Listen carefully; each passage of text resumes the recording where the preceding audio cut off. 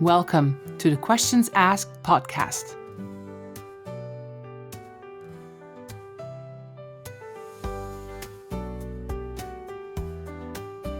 Well, possible. Everybody, isn't it? It's kind of possible selves. It's a term that I'm using that comes from an academic article that was written in 1986, and it was written in American Psychology Journal, I think, and it was about how this idea of possible selves that we all have inside ourselves can kind of help motivate us or demotivate us depending on how we. So it's basically it's quite a well-known phrase within psychology, and then it's crept into teaching and all kinds of parts of. In this episode of Questions Asked, I'm joined by my dear friend and brilliant conversation partner, Kate Pino, a coach, a facilitator, an academic, and a university fellow whose work sits at the intersection of identity, reflection, and transformation. With a rich background in Japanese studies and deep experience in academic and coaching spaces, Kate brings a thoughtful and layered perspective to our conversation. We explore the idea of possible selves, how our identity shifts and evolve over time, and how coaching can hold space for those emerging versions of who we are. We also reflect on the changing phase of academia, how new courses and programs are becoming more reflective, experiential, and agile, creating room for deeper learning and human development. Because Kate and I are close friends, this conversation has a unique energy. It's quite intimate, curious, and deeply honest. And so would you like to get started with presenting yourself a little bit, Kate? Because I know you. For me, Kate, you are one of my bestest friends and dearest people in my environment. And I can tell people that are listening to this podcast what an amazing coach you are, what a brilliant lecturer you are, the journey that has brought you here today. But how would you describe yourself for people that don't know who you are and what it is that you would like to represent today in our conversation? Thank you very much for that warm introduction. And that is also one of the reasons that we're not super formally prepared for this podcast today, is because we had a chat on Saturday and we were talking all about it, and then we didn't send each other any formal paperwork. So that's why this is what it is, because we're just going to vibe our way through. So I'm Kate, and I have been teaching English and other things, but my first teaching certification was in English way back in the 90s, and I've gone through many different journeys. So I was also an academic for a time. I was a student and then a researcher of Japanology, as it's known in the field. So yes, for some time, and I had intended to continue doing that. But then kind of family things came in. I decided I wanted to start a family. So I went off into the kind of professional world for a while to take advantage of the healthcare options and income that would give me. And I'd intended just to do that for a few years and then go back to Japanology. But as you very well know, life takes turns that we don't expect. And I ended up in Marseille, which is where I met you, teaching at universities and in various different further educational institutions. And as such, then my brain kind of switched really into the theory of teaching and methodology of teaching. And thereby I went into the coaching track, because I realized that the kind of teaching I felt was the most effective is when you are standing back, setting fantastic tasks, realistic, authentic tasks for your students. This is as a teacher of language. This probably wouldn't apply to all disciplines. But when you sit back and you watch your students go and you give them the prompts that they need to produce what they need to produce, and then you sit back and you kind of tease them in the right direction. And that's exactly what coaching is. So that's why I've benefited so much from the training from the Agile Company, to help me achieve my coaching gains, skills, grow my skills, and develop as a coach as well. So I find that the two are going very much in tandem together. Nice. So yes. Nice. Well explained. So the whole academic part is a little bit where today we're going to connect with the coaching and with your knowledge around psychology and Even even beyond that, I really love. We speak quite a lot, and our conversations are always go from fun to deep back to fun. So we're just gonna let it happen and see what happens today. And so you already gave us a nice introduction of the topic. What is it that you want people to know about your topic today? Well, I must begin by saying that my research in this field and in this domain is very much at its beginning. I have not published anything. I've just been thinking very deeply about it. So compared to my amazing colleagues who have published, many articles on such topics, I'm not in that zone at all. This is more of a kind of informal exploration of how these particular theories and methodologies can be linked to coaching, and just to illustrate really how strong the links are between teaching and coaching, and how this kind of interdisciplinary thinking is really valuable to us all, to be able to look and dip into different disciplines and be able to bring out what we can. So having the time to be able to explore the academic aspect of teaching is something that I'm really fortunate to be able to do in my current job. So this was based on some research that I was doing last year, where I was trying to see how the teacher can step back, as I just said, and kind of push the students towards a goal. And it's something that came into my mind when I was teaching online during lockdown, because the group mentality of young people at that time, so it became very much more of an us and them situation, or me and them situation. I found myself online. I was the teacher on my Teams call, and I had 20 students, and they were all swimming like fishes. They were dealing with this big COVID-19 online transformation of all of their courses, and they had a certain unified perception of what was going on, and I had my own perception. And I realized that when I'm in the class in front of my students, I use my body language, my voice, I use my eyes, I have the board, I have the whole space. And that's how I can command the space in that way.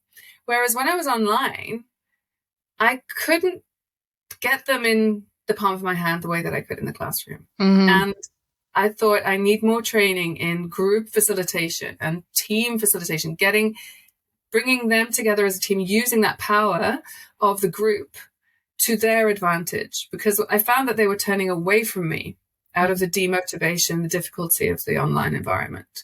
So I wanted to get them to hold together and turn back towards me. That was my goal in doing my first team facilitation training with the Agile Company. And so in doing so, I realized that I had to find out what they had in common. What do they all have in common? They all want to be something in their future. The course that they're doing, it's architecture, it's pharmacy, it's nuclear safety, it's whatever class I was teaching at the time. Everybody in that class wanted to become that self in the future. Through learning English, you were the English teacher, but that was like the common demeanor for every person in that school. It was... Exactly. Whatever the course might be. So I'm teaching them English for nuclear safety, English for architects.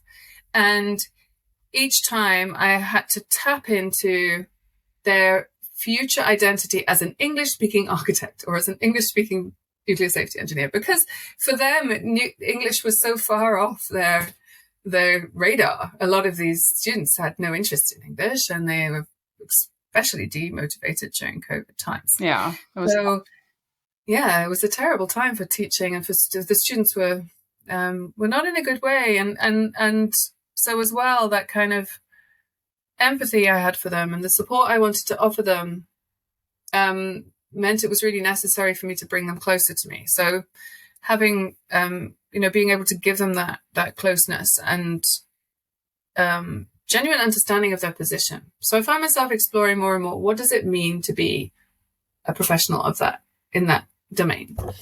And so I found that whenever I would mention, well, in the future when you are nuclear safety engineers, there was a little frisson of excitement in the class every time I said that to them. Oh, well, you're going to be the best nuclear safety engineer in the world, aren't you? And oh my goodness, when you're a nuclear safety engineer, you're going to be able to do this. And, you know, imagine when the visit comes from the big boss who speaks English and you're the one who's going to be able to be in that room, you know?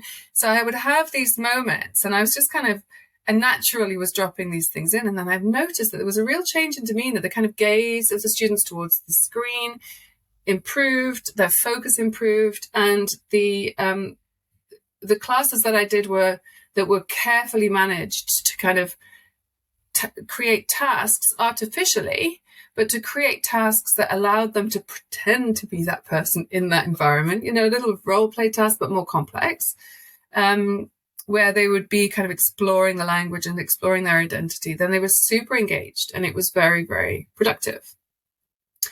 And so those, dropping in who they're going to be in the future has become a very, really key part of my teaching. Like I do it all the time in my classes. And I try to, when I'm writing a course, or designing a course or curriculum, I will find very solid ways of bringing those identities in and get them to imagine what kind of a nuclear safety engineer you're going to be, what skills are you going to bring to that, and really allow them, as we do in coaching, the space and the time and the listening, you know, the teacher allowing that freedom for them to explore that future self that they have decided and invested so much time coming. Oh, wonderful. And do you also then bring that back to the other classifications of future selves, such as like the ideal self, the feared self, the projected self, the I have to be this type of person self? So this is something that's I find a really wonderful transformation in the curriculum of further education institutions, is that reflective practice is key to, I work now specifically in STEM and medical subjects, and it's always been important for medics to be able to reflect if something went wrong. So to look back on the, you know, a kind of, I can't remember the name, it's potential like malpractice, or is that the word? Yeah, I've got mixed up between English and French, but anyway, there's a moment, there's a word which says that it could have been, it was kind of a near miss, but it's a technical word for a near miss. All right. Well, how about we settle for possible screw ups? Yeah, that's the technical term. Yeah, I've heard that bandied around a number of times. Yeah, a medical almost mistake. It wasn't far. Medical possible screw up. Yeah, the MPSU. And yeah, so they need to be able to, if they almost did something wrong, they need to be able to look back and look that it, you know, examine all of the different parts of their behavior. And they must identify if, for example, there was a trigger response, an emotional trigger response to something that somebody said in the team. So if they had somebody in the team who they had a little bit of friction with, and who said something perhaps patronizing or sexist, or, you know, something towards them, they need to be able to identify that, because that will have changed their behavior, increased their heartbeat, you know, affected their clarity of mind. So they need to be able to examine themselves in that way. And so that also is, you know, involving this reflective practice is incredibly important for the development of the self as doctor. Wow. Yeah. And so 25% now of these courses, the course content that's being created, and a course that we're writing too, 20% of it is going to be about reflection. Oh dear. And so it's in reflection on performance, reflection on academic goals. So goal setting, you know, just accomplishments, understanding achievements. So very agile thinking in terms of beginning of the week, setting the intentions for the week, at the end of the week, coming back together and talking about it. So, you know, you've got that ideas, good agile practice. Good. And at the same time, deep reflection on becoming a better person and a better medic. Wow. which is really interesting. And of course, we need to think about, when we look at enterprise coaching and organizational coaching, that a lot of what we're doing is helping somebody through an emotional passage. Mhm. Often it's a block, or it is that kind of emotional reaction that they might have had from a member of the team. And these things prevent us from being the professionals we want to be, and Yeah. prevent our systems from being as good as they want to be. So we're also, if in my very privileged situation of teaching young people, we're trying to prevent future burnout, and Okay. we're trying to increase emotional literacy at an early stage, in order that those people will be able to provide themselves with a balanced emotional environment to thrive in their workplace, but also outside of the workplace. We all know stories of people who've gone into medicine or, science, and who dedicate their entire lives to it, have not had the time for that, For themselves. um, for themselves. And so we're also trying to encourage an emotional responsive, like reactivity or responsiveness Like on the emotional part of agility students. in a way, and being able Yeah. to. Sounds like something we want to teach every young person, especially the generation that's coming into the workforce right now. It feels sometimes so very disturbing for them. The way work just doesn't show the expectations that they'd had of what it might look like for them. And I feel that a lot of people that are young now, it's what they're expecting work will be is not what it shows, what it will be. And That's yeah. um, You go ahead, and then yeah, what I'm seeing is that they're like taken aback. Like, is this all there is? Am I not able to show my emotions? Um, can I not talk back to my manager? Why can I not talk back to him? She or he is just a person, right? And it feels like sometimes a lot of people from, well, generations that we're from, they have been avant-garde. I would not be able to work with people that find it very difficult if I would talk back to them, right? Um, but yeah, it's, well, I live in France. I mean, we met in Marseille, so I mean, here it's very, very old fashioned still the way we Mm. work. We don't teach emotional intelligence at school or high school or college or university. It's not part of the curriculum. So what you are doing in Edinburgh is as avant-garde in a way. It's characteristic of all of the Russell Group University. So it's a group of I think it's about 100 universities that have signed up to uphold this kind of inclusive, um, respecting of diversity, reflexive, etc. curriculum. I mean, these really are transformational universities with transformational skills. And I think if we're looking in terms of leadership, then, admitting your mistakes, being aware of your triggers, understanding other people's mistakes and understanding their approach is also majorly part of that. So if we are developing a generation of leaders, then they'll be able to cope with the people who can't express in the same way, giving Mhm. them the tools to be able to manage, because these are obviously, it's a very privileged institution.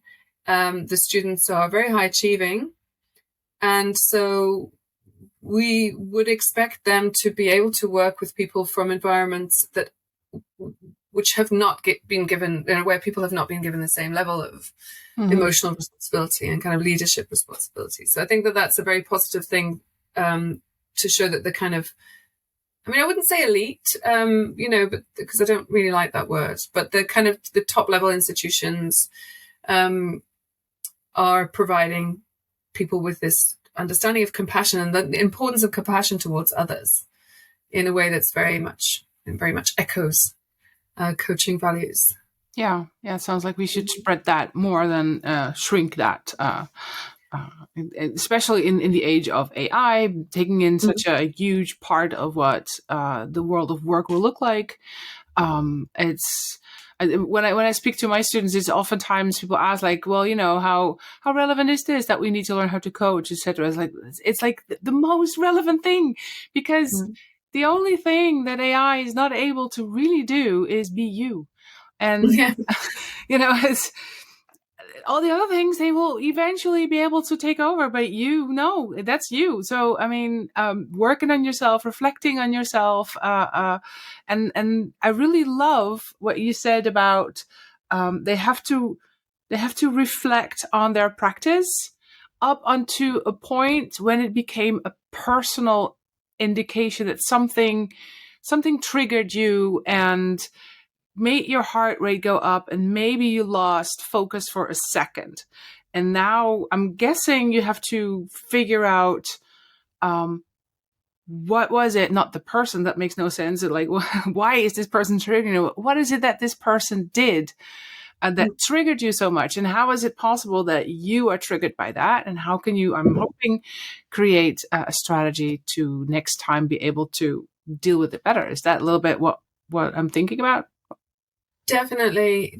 And the other, so encouraging the student to think about it and reflect and to improve themselves. But also we must remember that we are human. That's the other thing. And that if we did make this mistake, it's a little bit like in mathematics, you need to show your workings. Mm-hmm. You need to show why. We're all allowed to make mistakes. And in the medical world, mistakes can be a difference between life and death. And so if somebody does make that mistake for that reason, it could be a very valid reason. And their humanity and the humanity and compassion of the people that they work with is really essential in allowing them to forgive themselves. If they were to make which all medics will make a mistake that could lead to some serious consequences for their patients. And so they must learn to process that and process it in a way that does not give them too much culpability. And I think that's really essential as well, for us to continue to be compassionate towards ourselves, especially when we're working under such pressure, because these students can get, these people can get exhausted and really burned out in their workplace. So I think that level of coaching and self-reflection to say, hey, but you've reflected on it in a way that makes sense, and you've done that intelligently and to the best of your ability. So therefore, you can't be helped. And continue in the path on what you are developing as a teacher with this possible selves concept. What other entry points are you using for them to really work on the different possible selves that are going to be encountering in their career? Well, one thing that has also come out of the research world for us recently in teaching is something called legitimation code theory. Okay. So this legitimation code is it's very, very interesting, and it's really like, you realize that it's such a natural thing to do, but when you start to do it consciously, it's such a powerful construct. So legitimation code is where we, for example, if I was to say, I drink nothing but Moet. That's my drink. Exactly. Look at your reaction. You're like, of course. That's the thing. Of course. So here we are. I'm immediately signaling to you that I have a particular set of standards that I want to uphold, and that, I might not be happy with the Crémant de Bourgogne of I might not be happy with just your neighborhood fizzy wine. Mm-hmm. So you would then, if you were serving me something, you would feel a little bit like, oh, maybe she's not going to like this. And I would feel, a little bit like I've shown you something special about myself if I was that kind of person. But as you know. Yeah, I get what you mean. So, that's what we would call a kind of semantic, that we've got this word which has got deep meaning for cultures. Or if I was to say for you, for example, that I was a heavy smoker, that also would tell you so much about me, because I'm saying these things that, so you've got these little things that these words that have such density. So it's what we would call semantic density, high density and low density. So some words don't have a lot of density, in particular contexts. So if you lived in a country where everybody smoked all the time, to say that you were a heavy smoker is just normal. Like in Japan, where when I lived there in the past, people smoked all the time. So heavy smoker is just a thing that people say. Whereas now in Europe, a heavy smoker is something, wow, okay, that's really unusual. We don't really meet people who smoke a lot these days. It's something that it feels quite self-destructive. Set you apart. Sorry? It set you apart from the norm? Yeah, exactly. So depending on the situation that you're in, those words will have different density. And so what you want to do as a teacher or a coach is you want to encourage the students or the coachees to acquire the correct dense language to be able to fit in to the meeting or to the group that they want to be part of. And so that's kind of, it's the words that fit in with the possible selves. It's giving the vocabulary. So for the nuclear safety engineers, for example, in English, they would only need to know certain words. They don't need to be able to talk about champagne or what they're having for dinner. They're not really going to be invited to a restaurant. What they need to be able to do in English is to be able to fill in their forms, the international nuclear safety engineer forms that contain that particular vocabulary that can help them to pass through that particular control, the check that's going to be imposed on them. So the other stuff is not important. All I'm doing in my classes, my role is to give them those semantic codes, the legitimation codes. And so what you do in that context then is what you call semantic waving. So the best way to introduce the student into that context in a way that makes them feel comfortable is by saying, okay, so imagine you're in a room and you've got your form in front of you and you pick it up and you just don't understand what it says on the form. So which words are you going to look at first? And you get the student to kind of pick through and like look at the form and then you pick up the words that are the most difficult, because those are the ones that generally are going to be the ones that are most technically dense. So then you make the student feel at home with those words, and then you'll do a kind of a role play or an activity that's based on those words, makes them feel really comfortable with those dense words. So you'll go, you'll imagine them just sitting in a room with a pen. That's a kind of low density situation, and then you take them back up and you're using it in like a complex discussion where they're pronouncing those words, they're spelling those words, they're remembering those words. And that's kind of what you call waving. So you're going from from low density to high density all the way through. And that's what we do in coaching and teaching anyway. You always say, imagine you're going into a baker's shop, or imagine, from the lightest possible environment to the densest possible. And we try and do that in a way that just the student feels safe, because we're giving real life examples about things. So this semantic waving and legitimation code is also just a really lovely construct around the vocabulary that we need to feel part of a community. Yeah, and I just want to bring that back to a conversation we had last time we met, exactly about that, when I was telling about my daughter who was learning how to sing, and that as a amateur singer myself, I found it so weird that I had to sing up a scale. Up until I didn't really know what the teacher needed. Did it need to be a warm sound, or did it need to be really loud, or did I need to whatever in my whatever speaking voice or not? But I was doing it anyway until you kind of hit a wall of, okay, this is how it goes. But you're not singing. You're just saying a word, or you're just hitting a note. And it doesn't say anything about a person learning how to sing, or it doesn't even say anything about the capacity to be able to sing a song or go beyond that note if you just add a little bit more, I don't know, drama to your singing in a way. And all of a sudden, your student might be able to reach that note, but just flat on a piano doesn't work.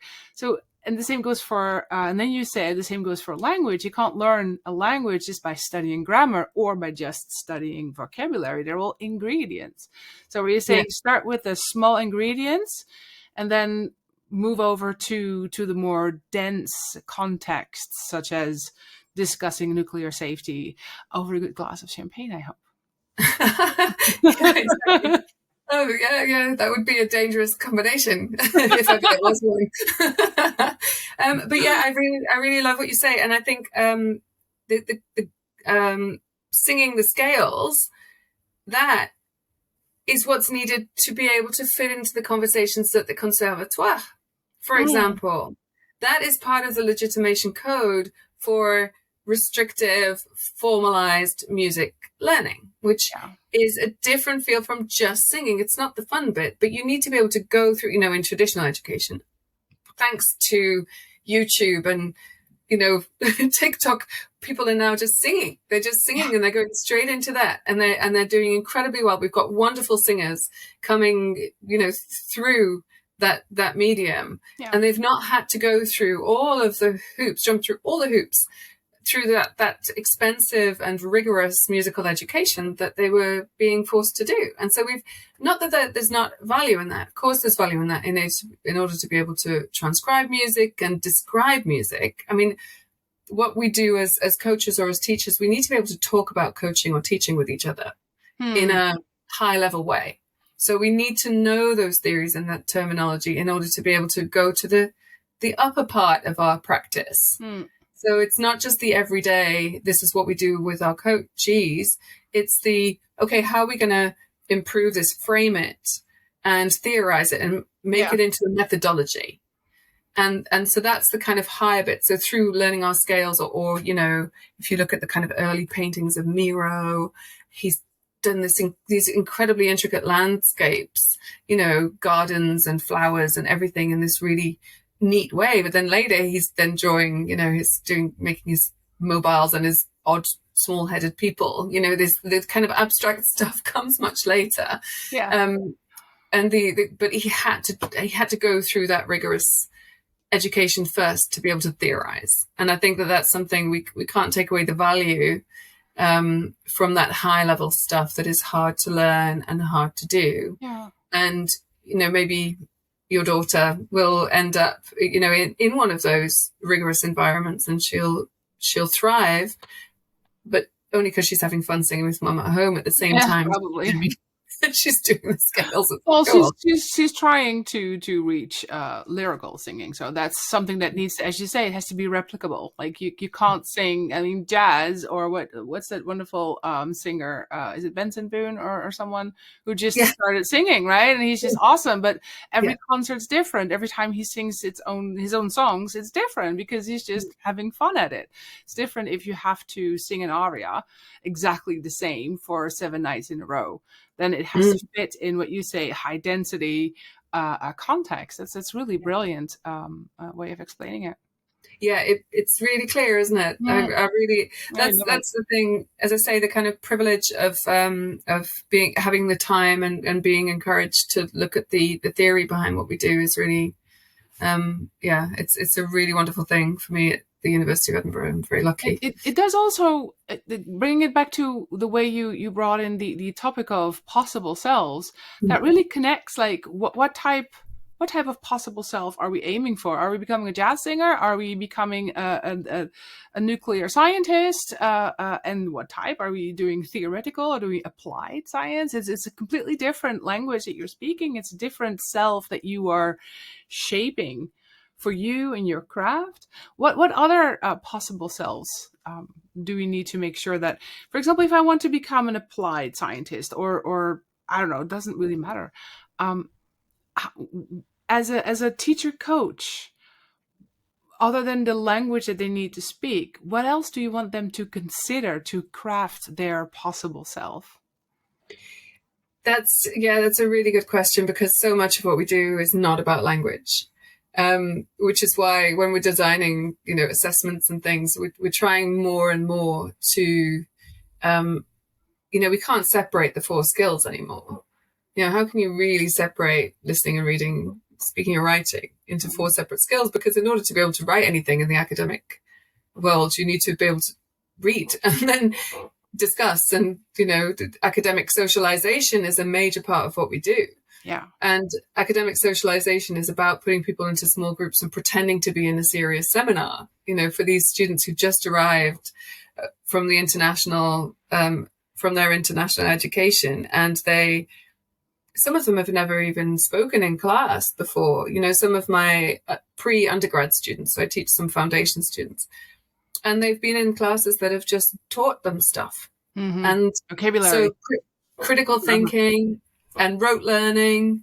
These are things that critical thinking versus rote learning is a huge cultural shift for many, many people. They say, well, what do you mean I've got to think critically? You're like, well, what do you think about this paper?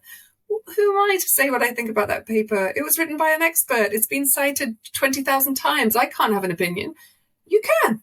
You can, just like me coming on, coming to speak about coaching relating to possible selves. I mean, this is, I'm sure that this has been done before, but I'm doing it because I'm me and I'm talking to you because you're you. And so encouraging the students to personalize what they're doing is vitally important. And so taking it out of just the 4 skills and taking it into that realm of critical thinking and the development of the person in the context of academic socialization. So there's also something about kind of community learning, which is part of task-based learning, but communicative syllabuses are those in which we just talk to learn, which is coaching, isn't it? So just getting it out there and listening to ourselves, correcting ourselves.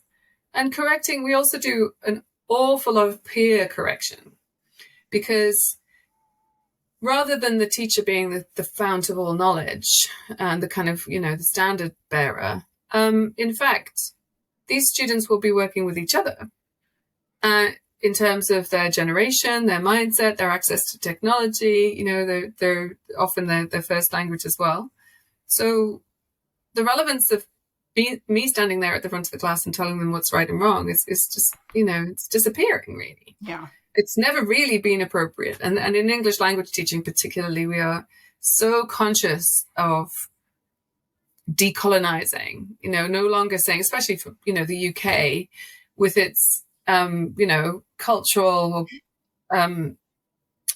imperialism of the past, where the Queen's English and received pronunciation was supposed to be the only way to speak. And so teaching English as a foreign language in itself is no longer a thing. It's English as a lingua franca that we're now trying to encourage.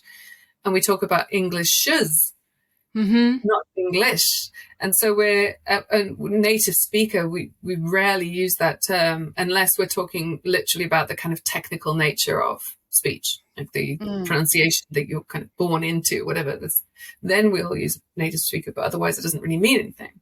Yeah, it needs to be connected to native from what? Is it Native American, or is it Native United States, or is it Native American as well?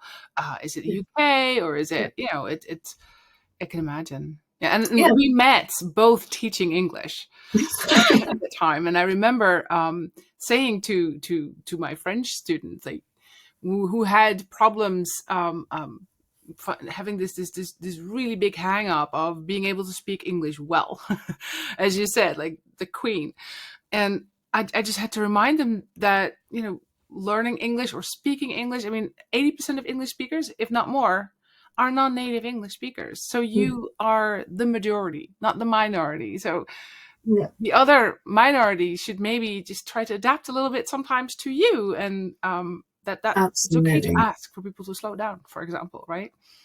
So that's it. It's what's known as repairing. It's a skill. It's an advanced level skill. Repairing is asking for correction or repeating oneself or asking for clarification or even tentatively correcting the other person if you're in a peer situation, and learning to kind of interact with each other on that collaborative, co-constructive environment is also, or on a co-constructive level, is really meaningful for the students as well.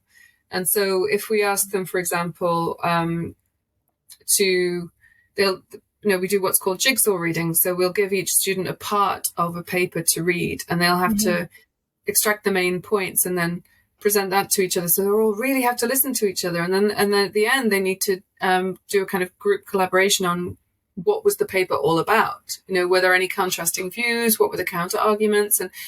And this way, they've all worked on a common goal, and they're correcting each other's pronunciation sometimes, or they're, one of them may have misunderstood. So you need to politely nudge that person in the right direction. So the kind of the legitimation code also means that we're being polite and compassionate and supportive colleagues. This is also what we're really trying to model and build in our classes, and not just in the English teaching, the English language classes, but also in the university as a whole, to allow the students to model the way that they're going to behave in the laboratory later. Because in the laboratory, you need to be super responsive and leave the laboratory in a safe state, and always write a lab report in exactly the same way. There's all these things, these skills that are so much more than just English language. So much more than just words. It's behavior as well. It's very French, isn't it? The savoir vivre, savoir être. And the savoir. You have the knowledge and the behavior, the skills, the competencies, but also the being of the possible self, the possible self, the embodiment. The embodiment. That's a nice word. Wonderful. Yeah. And what you're saying, I have a question about it, because you said sometimes we let people or students correct each other. How do you make sure that they don't wrongly correct each other, which is also always a big fear I have, especially because I work mostly with, learning coaches, and one might correct the other coach or give feedback that might actually stifle their experimentation with a new type of questioning or with a new type of sharing their observations. And someone gives like, oh, that didn't really work out, or you said that you picked up the wrong word, or that question was closed-ended. And I'm always afraid that the receiver of that type of feedback, of correction, as you say, peer correction, might then stop experimenting with new stuff as a coach, if it's not coming from the mentor coach, right? The mentor coach, of course, that's wholly different. Yeah, that's a really, really good point. And it is always a risk. I think one of the luxuries of teaching the foundation student course is that I see them every day. And so we have a lot of classroom time together. And so what we do quite often in a delicate situation like that is that we'll create a kind of charter amongst the students. I'll get them to write, so what kind of feedback would you like to receive? It's very much like coaching. It's definitely influenced. How would you prefer to receive the feedback? Do you prefer it to be there and then, or do you want it said to you later? How direct can your partner be? And then we can draw up a list of kind of, good peer correction techniques. And every time we're going to do that, we bring them out. And I remind the students, I put them on the board and I say, okay, be polite, don't overgeneralize. And then at the bottom of the charter, it always says, as with all good feedback, you can take it or leave it. It's your choice. That is your critical thinking skills come into, do I accept this? Or did I think I was actually really good and I'm not really listening to this person? Can my own confidence override this negative criticism that they gave me? And I think that, that's another way that we grow, isn't it? I mean, there are kind of rebellious selves often accomplish more than it's like our wild self can often accomplish more than the one who's going to jump through the hoops. We need to kind of and I do think that there needs to be a certain level, I should say, of confidence. Like there needs to be a certain level of confidence of you to say, okay, no, I don't know. I think this was actually really good. That's really important, that they have that little bit of a base first. So like, okay, no, I can say no internally to this correction. And that's that depends. That's really interesting, the way you bring that in. I love that. And so you're bringing a lot of techniques and this is why I love coaching so much, because it is my absolute belief that every person on the planet should learn how to coach. As you're saying, in the medical, and you've been touching so many different, what's called métier. Now I can't even find the word in English. Professions, and around the world. Just because you teach English to these people, you're not a medic. You're not a scientist that works at. And so, what's really wonderful is that you can see in different parts of the professional world that there is this red thread of we are still human. and we need to know how we want to be viewed and how we want to influence our environment for the betterment of our profession or the product that we're building, or whatever it is that they are, the humans that we're supporting. It's so important. So even by role modeling in your courses, asking open-ended questions instead of closed-ended questions, which you just demonstrated perfectly, it kind of teaches people to be like that, to become like that, even if they're not becoming coaches at all. Yeah, yes, I completely agree with that. And I think within the reflective part of what we do, as I said, every Friday, what did I do well this week? Congratulate myself on things. If students can't come up with anything, we ask the rest of the class, what did they do well? And they'll say, oh, you were so helpful, your peer feedback was so great. So also encouraging them to just take stock, because I think we all know the benefits of that and how meaningful that can be for us, just to check in with ourselves. And I think the encouraging them to think that way, set their intentions. And I think, if we were to put it in the kind of everyday pop speak, it would be about manifestation, isn't it? That's what people are saying. It's all that kind of manifestation thing, who do you want to be and think positive and everything. And of course, there is an aspect of all of us where we imagine a kind of negative possible self. There are fears and there are traumas and things that might negate that. But I think the more skills we can have, the future focused skills that we can develop in ourselves, I think that it really does kind of future proof the students in that way, and also creates, of course, a really wonderful classroom environment. And they learn to depend on each other and to call on each other for much more openly, because if you frame it in this way, then nobody's going to lose face, whereas it kind of personal identity and culture shock can often make people quite insecure. So they've come across, to this new environment, international environment, and they're exchanging a language that they might not be completely comfortable in, etc. So we need to mitigate the discomfort that some people might feel, and that's the same in coaching too. If you're working, as a kind of team coach, etc., you might be dealing with some people who find it really hard to dissociate themselves from their work, and they take it very personally, and they might feel very insecure. But I think if we have this beautiful, warm, co-supportive, co-constructive classroom environment, that the magic really does happen, and these kids feel bonded with each other. Yeah, which makes them stronger for the future.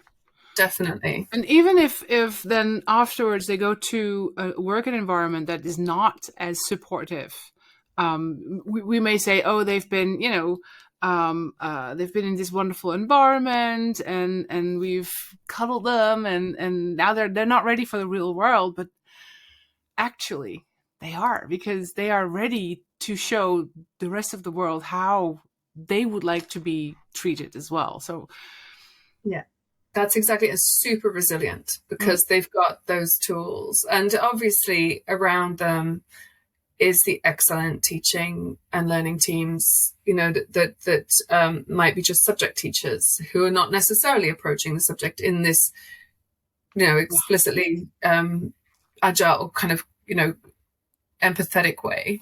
There's some who will literally just, like the chemistry teachers, they don't have a lot of time to do this stuff. They're literally just making them learn formulas.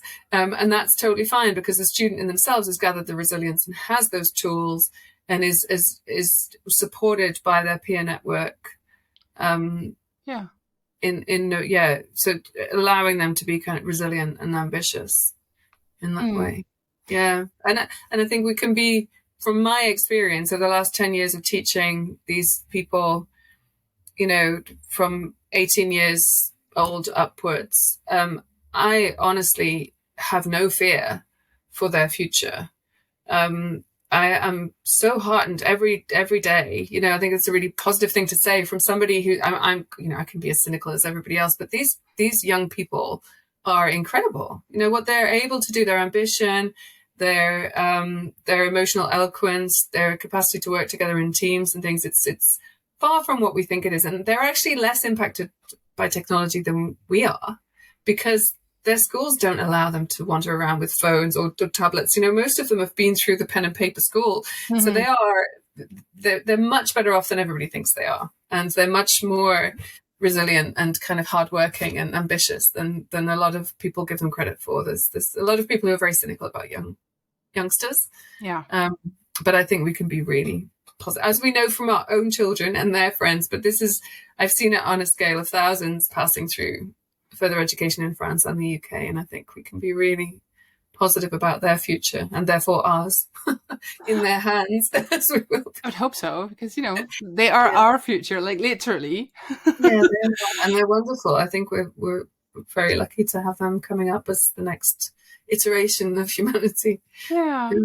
Pretty special. Yeah, and it's, I mean, I do want to bring it back to the topic that you brought in, because it's so interesting, the possible selves. And of course, for those who do not know what is meant with, you know, how does this translate into coaching? In coaching, very often, we try to help the client envision themselves in the best possible situation in which they have what they want, or they have acquired the skills, but they don't only look at what I have and what I have achieved, and I've got this car, and that's not so much important. What's really important in the coaching bit is when we look at, okay, so now you are this successful person with this successful job that you've been working towards, and etc. And you've reached the status that you want. You speak the language that you want.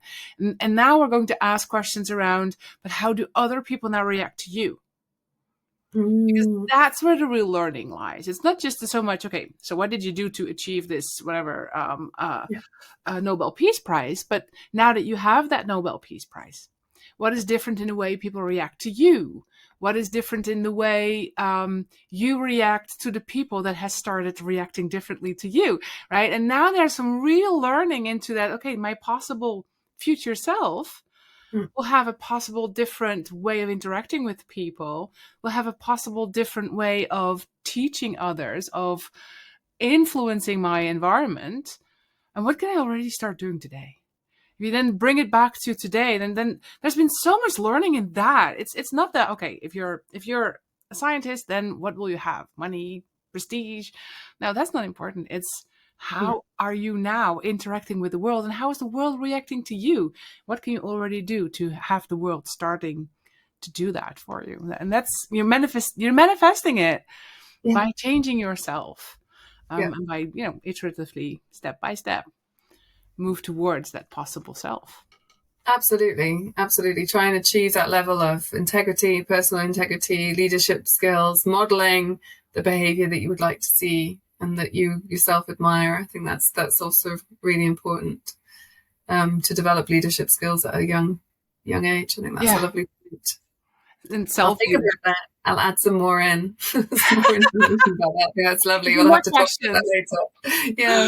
And now that you notice how they are reacting to you, how are they now reacting to the new, right? You can continue. Yeah. But how would this work if a student of yours, if you feel, for example, a student of yours has this limiting beliefs about themselves, you say you work, for example, a lot with people from Japan or from different nationalities, and you notice that there is some sort of cultural belief that may block them, or maybe just a very simple personal belief. It could be that as well. It doesn't have to be. But how do you use this idea of possible selves for them to overcome that limitation that they are constantly conjuring up for you? That's a really interesting point, and we've been debating this because we're currently writing a new STEM course for foundation students, and we've been going into the workshops and into the labs to watch how students interact with each other. And what we've noticed is that the more intense the relationship, so the students who all come in and always sit around the same table, they know each other's skills. So they know that one's really good at stats. So they'll say, so if they get set a task where they have to work out this, she'll do the stats. Okay, so she does the stats. And then another one's really fast at reading. So it's like, okay, she'll do the summary and extract the main points. Okay, can you draw the diagram? Yes. So they immediately start to rely on each other in terms of what their skills are. Mm-hmm. And I think if we are trying to reframe the limiting beliefs as seek out somebody who has that skill. No, not in any way in a way of kind of exploiting the person, but but you know what I mean. Just knowing who's in your team, Mm-hmm. and finding the people who you can collaborate with and who you can co-construct with, because that's what science is about. You'll never find a science paper that was written by one person. Mm-hmm. It's really, they just, unless it's a psychology one, maybe it exists. But anything that's lab-based, stats-based, there's always a whole team. Often there's about 20 people because the lab will have everybody in it. So I think what we would try to do is identifying, using that negative possible self embodiment to identify your lacks. There's nothing wrong with having things wrong with you. I think a lot of, there's a lot of perfectionism in schools. A lot of the countries that the students come from have this very broad curriculum approach where students are expected to study everything until to get their high school diploma. Whereas in the UK, for example, you drop, whether for good or bad, but you drop the subjects that you're not good at or you don't like at the age of 15, and you don't have to look at them again. Right. Whereas in France, you have to do English until the end of your master's. You just have to, even if you don't like it. So I think being aware of your weak points and visiting them and exploring them and understanding whether it comes from a resistance due to, bad teaching that you've experienced in your past or some kind of, limitation. As you said, a kind of limiting belief. Where does it come from? Why is that there? And what we will often say in teaching is we will allow the student regular fresh starts, just like in coaching. Okay, are we going in the direction that you want to be going in? Are you getting what you need from this session? You said at the beginning you wanted to talk about this. Is this still what you'd like to talk about? These constant fresh starts that you're giving to the student will allow them to say, actually, you know what, I'm quite good at stats. Even though at school maths was something that they didn't like, but they're realizing that the stats part of maths is quite fun, and they actually do have a skill compared to the other people in the class. So it's that old classic, and the job interview, turn a weakness into a strength. Yeah. But this is genuinely doing that, finding a way to praise your colleagues, appreciate their skills where you might not have them, choosing things that play to your own strengths, and then finding out the triggers that might be blocking you from developing the skills where there might be lacks. So there's learning them, I'd hope. Yeah. Because it's important to be multi-skilled in a team, and not only, when you were saying like someone will do the stats and the other person will do the diagram, and like, oh, what if that person doesn't like doing the stats? And he's just saying, yeah, no, okay, let's do it. But like, it's also fun at that same time. Like, okay, do the stats and show me how you're doing it. Right? It's that's exactly it. The peer teaching was incredible in these workshops. I mean, that is something that I am worried for my international students, that they won't gain access to those interactions, those dense kind of, show me what you're doing, because they can be so speedy between people who are speaking the same language. Oh, yeah, just open your thing, or open that, do this, do that. It can be so fast, and I'm really worried. So this is one of the things that we're talking about. How can we enhance the international students' capacity to interact in that context, to work speedily in a group, identifying each other's skills and taking on responsibility. Oh, I'll do that. I'll take that responsibility from you, because I think it's all part of the academic socialization. So encouraging them to be sociable, not to go into the room and sit on their own, being brave enough to go and sit down and make friends. And so this is that's something that's not taken into account in the past in academic studies. But I feel like we have a responsibility to nurture that in our students and to encourage them to develop those skills. It's really important. Well, imagine that, because I mean, I've never worked in the world of academics, and everything I knew from university and school has been the exact opposite of what you showed me. It has been exactly that. Here's a presentation, have an opinion, that's it. Bring it in. The teacher probably won't even read it. Just score it on the number of keywords that you've used, and maybe vocabulary or maybe grammar a little bit, but that's it. And I've never heard of using coaching. I've heard of using agile methodologies in academics or even in preschool. Right, it's really great as a tool, like you say. Set your goal, have a little sprint, whatever it is, a week, 2 weeks, a day, and then have a moment of checking with yourself and with your group. How did we do? How can we improve, etc. Which is just amazing. If you teach kids that from 0 to 30, I mean, that's amazing. You get some such well-rounded humans, and you're adding something else to it. You're even adding them be critical of yourself in a loving way. Yeah. And there's nothing wrong with, what did you say? You said it so beautifully. There's nothing lacking if you're or there's nothing wrong if there's something wrong with you. There's nothing wrong with that. We can all fail, and we can all have little gaps in our learning. And it really is something that people and students, but also professionals. I mean, when I'm coaching, this is this thing that people say, I have to be perfect. I have to show that I'm the boss. I am to show that I am the leader. I can deal with this entire organizational change. I can lead them, but no, maybe you should sometimes just ask, how would you like to be led, right? Yeah. And exactly. And your students can tell you. I mean, even if it's a group of students, a group mentality will prevail after a certain amount of time. When they've formed a kind of, cohesive group, then they'll give you very good signs on how they want to be led and treated. And I think that's something that the teachers need to learn too, in terms of student-centeredness and responsiveness. And if you look from because you've been doing you've been at this for quite a while, a couple of years now, in different settings, but especially now in the university.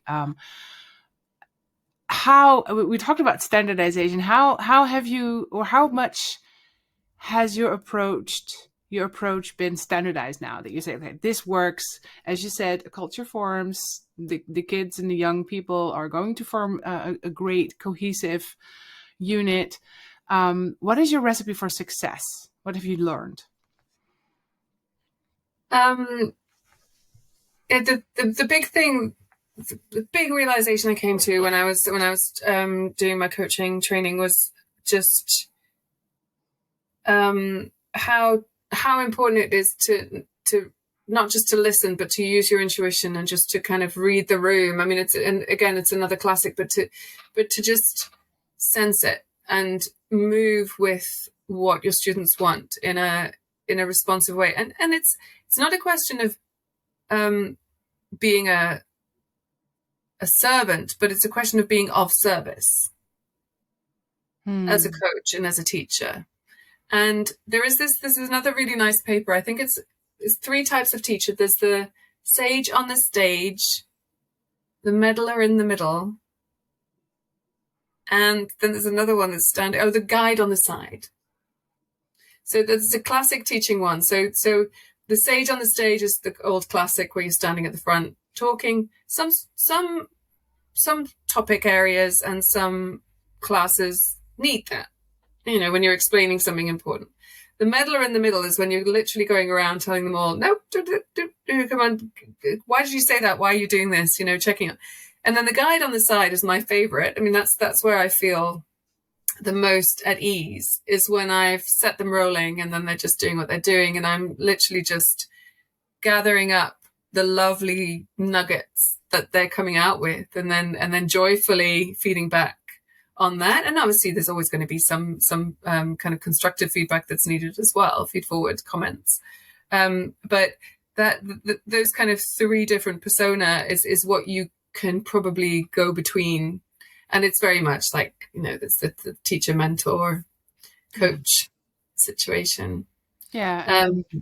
and guiding, like you said, like having an eye on what's happening in the group. How is the group forming? How is it's like mayonnaise? How is the French have an expression around that, right? And how is the mayonnaise, working or not? Do we need to adjust something? That's a wonderful idea of seeing it. And I think sage on the stage, there's something for it. If I want to learn something really quick, I just find a good TED talk, and I'm inspired in 15 minutes. But then I want to do something with it, and I want someone to tell me if I'm doing it correctly. But at one point, I just want to have someone to go to and say, like, I have an idea. Can I just bounce it off you, and then have that guide? So it's all part of good teaching. But I'm guessing that the guide is the one that has most influence without actually the student probably realizing that she was there. Yeah. Yeah, brilliant. Yeah, definitely. But that means for anything like that, that means so much more planning and preparation. And then the class itself is incredibly productive. We don't have time to make those perfect lessons all the time, but that's the ideal, isn't it? To create it so that you know exactly what they're going to say, and you know exactly how they're going to do it, and exactly what mistakes they're going to make, so therefore you can repair it later. And that's the kind of magic lessons that you can manage to pull together. But it's they do happen. They certainly do happen. And sometimes, it. Sometimes it doesn't happen, and then you're like, okay, well, you know what? I'm going to just have to live with this for a while. But yeah. Yes. At least we're not in hospital situations or in Or nuclear safety. security, yes. Kate, I've got a last question for you, and completely in line with everything that you've been teaching us today. Bring it back to the possible selves, and bring it back to you. What is your next possible self that you are envisioning for yourself? Oh, well, a lovely question. Thank you. I have to say that with the kind of length of my career's been very multi-stranded, and what I'm seeing, which I had always hoped, is that all of the strands would come together. And so that's the languages, people, positivity and encouragement and compassion, and then teaching and learning and coaching, all of these things are just, so I'm just delighted that I'm able to fuse these things together. It's so nice to be speaking to you about this today. This is also just the coming together as kind of a validation of the journey that I'm on. So I think just more consolidation of those different strands of my knowledge and my experience and myself. What's just consolidating what I've been lucky enough to do so far, and continuing on my learning. And if I may then ask a follow-up question, if you have reached that possible self that has consolidated everything,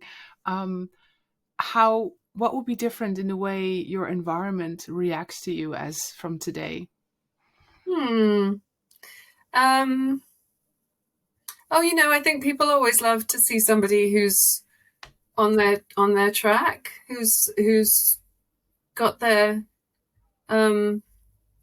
who's got their ducks in a row.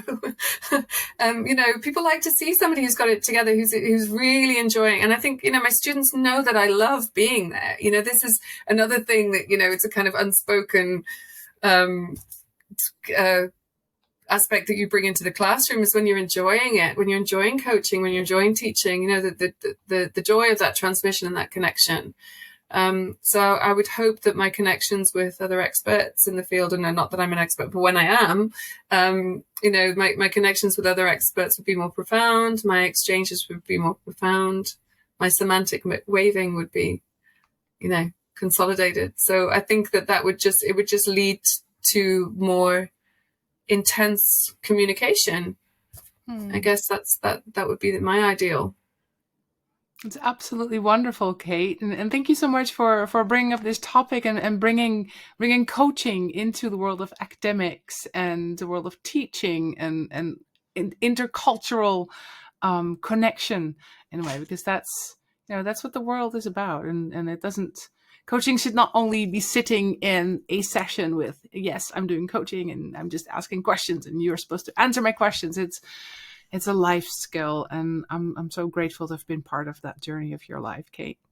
Oh, well, thank you so much for bringing all these wonderful coaching skills into my teaching. The other way around. It's really wonderful. It as you say, in every single role that we might, any vocation we might choose, coaching skills are really important, and especially good when they're taught by wonderful teachers and mentors. So.